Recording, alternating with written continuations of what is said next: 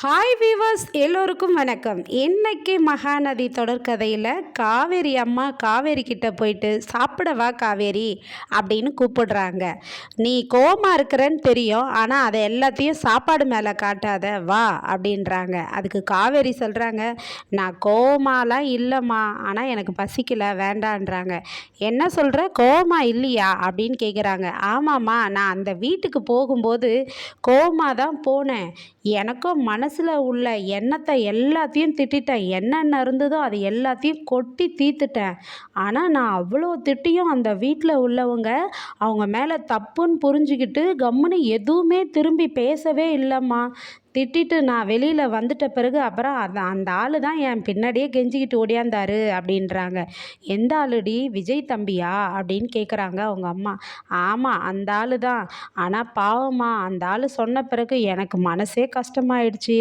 உண்மையாகவே அந்த அவருடைய பொண்டாட்டி இறந்துட்டாங்களாமா. இது குழந்தைக்கு தெரியாமல் அவங்க உயிரோடு இருக்கிறாங்கன்னு சொல்லி அந்த குழந்தைய வளர்க்குறாரு போல இருக்குமா அவர், பாவமா அப்படின்னு சொல்கிறாங்க. ஆமாம் காவேரி, விஜய் தம்பி ரொம்ப நல்லவர், அழகாக இருக்கிறாரு, அதுவும் வசதியானவர் கூட. ஆனால் பாரு, அவருக்கு பிடிச்ச பொண்ணோட வாழறதுக்கு அவருக்கு கொடுத்து வைக்கல பாரு, பாவண்டி அவர் அப்படின்றாங்க காவேரியோடைய அம்மா. உடனே காவேரி சொல்கிறாங்க, ஓ, அதனால தான் நீ என்னை பிடிச்சி அவருக்கு தள்ளி விட்டுடலான்னு நினச்சியா? நீ சரியான ஆளுமா, செம்ம ஆளுமா நீ அப்படின்றாங்க. என்னடி பேசுகிற, அவர் நல்லவர் தானடி அப்படின்றாங்க. மா, அப்பனா வேணா நீ அவரை கல்யாணம் பண்ணிக்கோன்றாங்க. என்ன பேசுகிற, இது மாதிரிலாம் பேசாத அப்படின்னு சொல்லிட்டு பட்டுன்னு ஒன்று போடுறாங்க காவேரி அவங்க அம்மா. அம்மா சொல்லு, வேணான்னா நான் பேசி உனக்கு முடிச்சு வைக்கிறேன் அப்படின்றாங்க. சி, இது மாதிரிலாம் பேசாதடி, அவர் எனக்கு புள்ள மாதிரிடி அப்படின்னு சொல்லிட்டு போகிறாங்க காவேரியோடைய அம்மா. அப்புறம் நைட்டு காவேரிக்கு விஜய் மெசேஜ் அனுப்புகிறாருங்க. மெசேஜ் அனுப்பிச்சதும் வாய்ஸ் நோட்டும் போடுறாரு வாட்ஸ்அப்பில். என்ன இந்த ஆள் நேரத்துக்கு மெசேஜ் அனுப்புகிறாரு, வாய்ஸ் நோட் வேறு போட்டிருக்கிறாரு, என்னான்னு தான் கேட்கலான்ட்டு காவேரி படுக்கையை விட்டு எழுந்து ஒரு ரூமில் நின்று கேட்டுக்கிட்டு இருக்காங்க. கேட்டுட்டு இருக்கும்போது அவர் என்ன சொல்கிறாருன்னா, சாரி மிஸ், எங்கள் வீட்டில் இருந்து உங்களை பொண்ணு கேட்டாங்க, உங்களை கஷ்டப்படுத்திட்டாங்க, அதுக்காக ரொம்ப சாரி. ஆனால் நாங்கள் எதுக்காக உங்கள் வீட்டுக்கு அடிக்கடி வருவோன்னா, என் குழந்த உங்கள் வீட்டுக்கு வரும்போதெல்லாம் ரொம்ப சந்தோஷமாக இருக்கா. அவளுக்கு அம்மா வேற இல்லையா, அவள் சந்தோஷமாக இருக்கிறதுனால தான் நான் அடிக்கடி அவளை அங்கே கூட்டிகிட்டு வருவேன். நீங்கள் தப்பாக நினச்சிக்காதீங்க ப்ளீஸ். எங்கள் வீட்டில் செஞ்சதுக்கு எங்களை மன்னிச்சிருங்க. இவங்க பண்ணதுனால நீங்கள் என்னையும் என் குழந்தையும் வெறுத்துறாதீங்க அப்படின்றாரு. அம்முவை மட்டும் வெறுத்துறாதீங்க மிஸ், ப்ளீஸ் மிஸ், என்னையும் சேர்த்து வெறுத்துறாதீங்கன்னு, அவரையும் வெறுத்துறாதீங்கன்னு ஒரு பிட்டை போடுறாங்கங்க. இதை ஓப்பன் பண்ணி கேட்டுகிட்டே இருக்கும்போது காவேரியோடைய அம்மா நின்று கேட்டுட்டு, காவேரி, இப்போவே ஒரு மெசேஜ் போடு, உங்களையும் குழந்தையும் நான் எப்பவுமே வெறுக்க மாட்டேன்ட்டு அப்படின்னு சொல்கிறாங்க. அம்மா, என்னம்மா நீ தூங்குற நினச்சா இங்கே நின்றுட்டுருக்க அப்படின்னு கேட்குறாங்க காவேரி. ஆமாண்டி, தண்ணி குடிக்கலான்னு வந்தேன், பார்த்தா விஜய் தம்பி மெசேஜை நானும் கேட்டேன், இப்போவே போடுடி, நான் உங்களையும் குழந்தையும் வெறுக்க மாட்டேன்னு அப்படின்னு சொல்கிறாங்க. உடனே காவேரி, இல்லை விடுமா, அதெல்லாம் எனக்கு தெரியும் அப்படின்னு சொல்லிட்டு போகிறாங்க. அப்புறம் விஜய் யோசிக்கிறாரு, என்ன நம்ம மெசேஜ் போட்டோம் எந்த ரிப்ளேவும் வரலையே அப்படின்னு யோசிக்கிறாரு.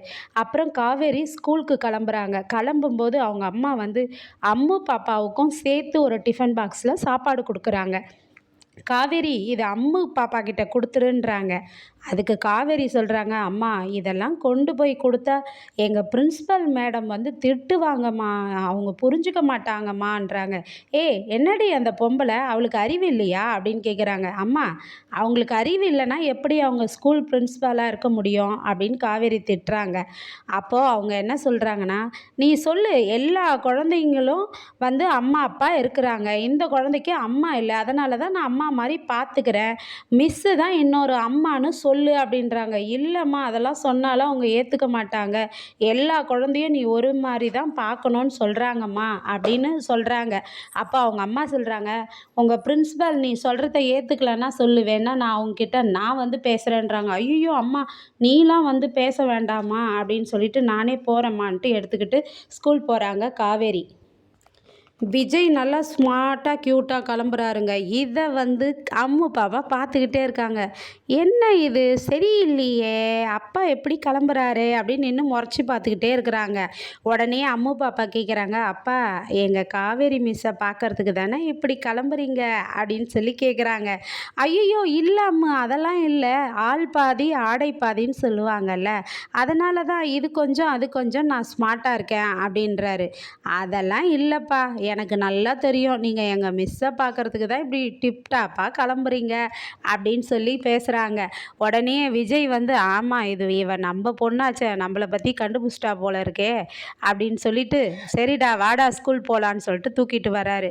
அப்புறம் தாத்தா கிட்ட வந்து நான் ஏதோ நேற்று பேசிட்டேன், காவேரி இனிமேல் பேச மாட்டான்னு நினச்சி இப்போ தான் நான் அவளை சமாதானமும் பண்ணிட்டேன், அப்புறம் எதுக்கு மூஞ்ச தூக்கி வச்சுருக்கீங்கன்ற மாதிரி விஜய் கேட்குறாரு. உடனே அவங்க தாத்தா ஃபீல் பண்ணுறாரு, உன்னுடைய வாழ்க்கையில் நான் இனிமே வந்து எந்த முடிவும் எடுக்க மாட்டேன்ப்பா, நீ என்ன பண்ணுறியோ அதுதான்ப்பா, ஏதோ நல்லது நடக்கும்னு நினச்சி நான் செய்யறது எல்லாம் அது தவறாக முடியுது அப்படின்றாரு. உடனே விஜயுடைய சித்தப்பாவும் விஜய் சரி விஜய், இனிமே காவேரி விஷயத்த நீ பார்த்துக்க, வீட்டு விஷயத்த நாங்கள் பார்த்துக்குறோம், காவேரியை சீக்கிரமாக இந்த வீட்டுக்கு மருமகளாக கூட்டிகிட்டு வாப்பா, நீ என்ன நினைக்கிறியோ அது செய்ப்பான்றாரு அவங்க சித்தப்பா. உடனே விஜயும் சொல்கிறாரு, நான் சீக்கிரமாக இந்த வீட்டுக்கு என் பொண்டாட்டியாக காவேரி இந்த வீட்டுக்கு மருமகளாக கூட்டிகிட்டு வருவேன்றாரு. மீண்டும் தொடர்ந்து பார்ப்போம். நன்றி, பாய் பாய்.